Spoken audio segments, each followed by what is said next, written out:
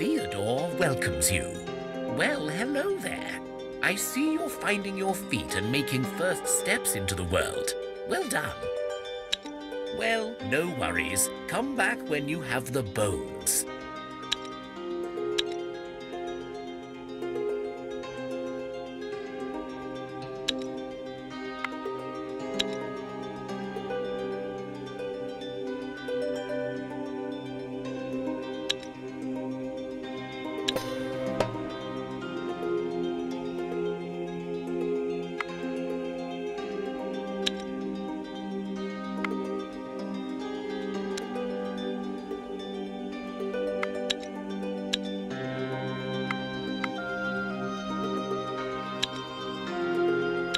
It is time for the Night of the Goat, a feast in honor and reverence of the ancestors and forefathers, the so-called Theodore. You set a table with food and drink, set bonfires in a circle, and begin festivities. But this night, the Theodore actually appear before you. One, an elder bearded man, speaks with a heavy, coarse voice. You have done us proud, grandchildren. Now we shall cleanse you of any curses you carry. And if your souls are ever burdened by the filth of dark magic, come to a city we once called home and seek us out. And if you prove yourselves worthy, you may be cleansed once more. The Theodore all nod in agreement, then disappear.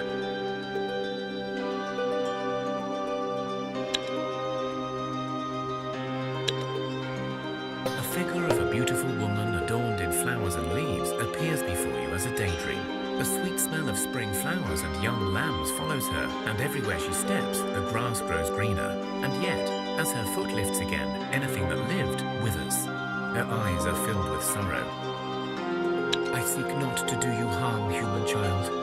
I am but a lost god, fallen, stripped of my power to give life, robbed of my people, tainted forever by this rotting disease that is the darkness. Xyvia was my name, but fear not.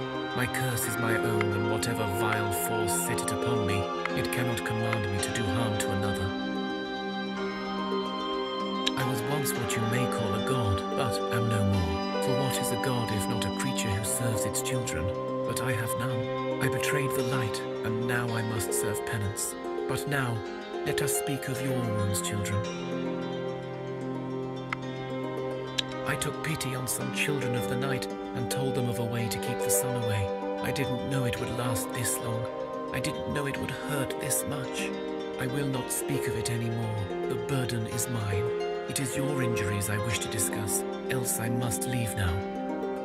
I cannot offer to heal you as I once could, yet I can offer you a gamble. As part of the curse, my healing touch now carries the risk of a curse. So you have two roads to take if you wish to play. One, I shall heal you, but you will likely become cursed. Two, if you have those who meddle with the magic arts, they can attempt to guard against the taint, but beware. If they fail, the price may be high. Pray understand, I do this not out of joy, but only to offer help such as I can.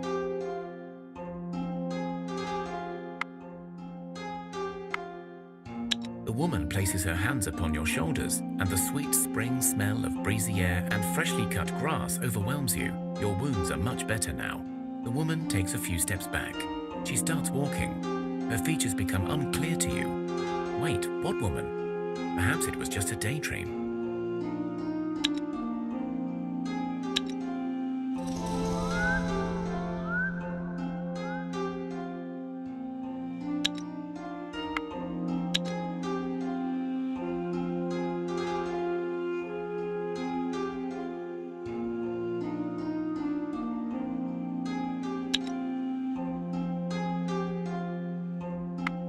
You enter the ruins of an old town, although you only know this because the Theodore told you so, as there are only stones covered in moss and plant life. But you do see a group of old men, huddled together over a large oaken table. The Theodore do not turn to you, but one speaks. Grandchildren have come. Our help they seek, but are they too weak? Another speaks up. They come for aid, but rules have to be laid. We take our food that will change our mood. A wicker basket appears before you, and you know these forefathers will not speak to you more unless you feed them.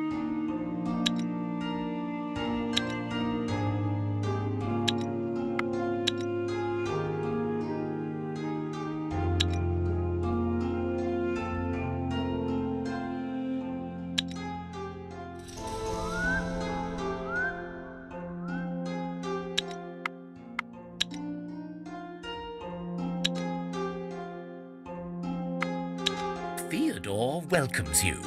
Well, hello there. I see you're finding your feet and making first steps into the world. Well done.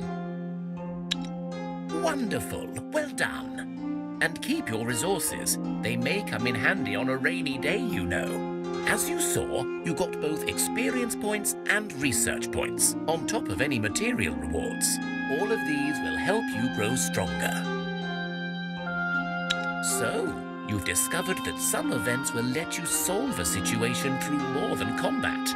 These non-combat challenges are often just as hard, but it means that fighting is not the only way. Remember, wounds from combat challenges can kill your people even after the fight. So choosing a different path is often safer. And having a medic in your party will help decrease the chances of dying as well. Anyway, great job on the boars. Practice makes perfect, you know. So now that the boars are done for, let's practice one more challenge type. Social encounters. I spotted a fellow demon called Hurlik, and I want you to convince him to give you some gold. When you have it, bring it back here.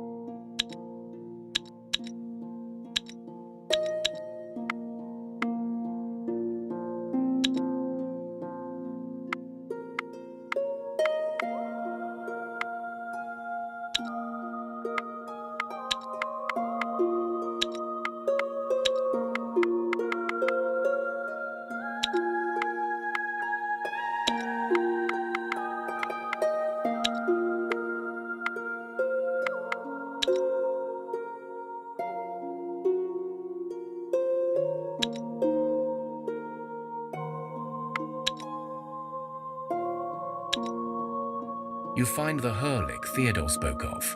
He sits on a rock and stares at you with his large yellow eyes. What do you want? You looking for trouble? 'Cause I could get you some.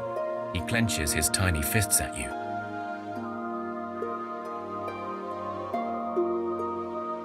Little?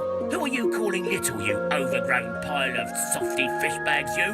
The creature huffs and puffs at you, shaking its fists violently. Sir, don't you see that I am a woman?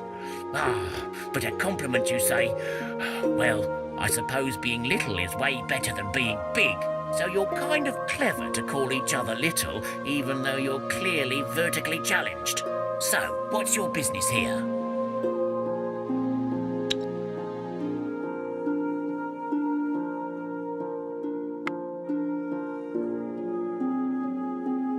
Damn, you're bad at this talking business. Perhaps you need less brawn and more brains in your team, eh? Never mind. I assume Theodore sent you here to get his gold. So here it is. Tell him to come himself next time.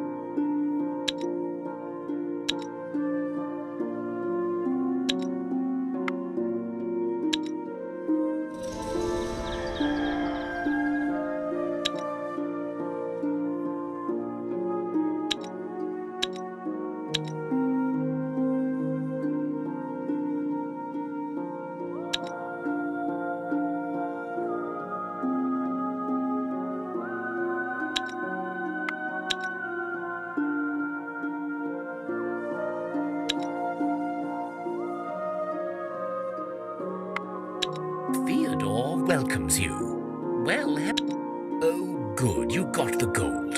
That wretched woman owes me, but I have no desire to speak to her. Anyway, it's a matter of principles rather than the gold itself, so just keep it. You may need it to craft better stuff, you know. In social challenges, as you saw, you will face your opponent, but different skill sets become relevant, such as speech, attractiveness, and will. So just remember, different challenges use different skills. And so your party composition can have a great impact on the way you explore the world. As you perhaps noticed, you got research points as well as XP. You need research points to discover new materials and recipes for crafting and new buildings for your village. Now, you will notice that some equipment as well as buildings in your village require a lot of stuff, often things that are not easily gathered or commonly found. For such needs, I also recommend scouring the world map in search of old ruins, abandoned tunnels, ancient towers. You get the gist, right? It so happens that I know of an old dungeon that you can explore and loot. I have marked this place on your map. Well, yes, I have a second task for you to do at any time you're ready. Craft me 10 cooked, baked, or roasted food, any type. You may want to research some varieties as well to match your supplies. Also, leave these 10 crafted foods in the village until I show up. You don't have to rush with this one. Take your time and get to grips with managing your settlement. Remember to check the magical help button to read more. Yeah, I know, more about any mechanics.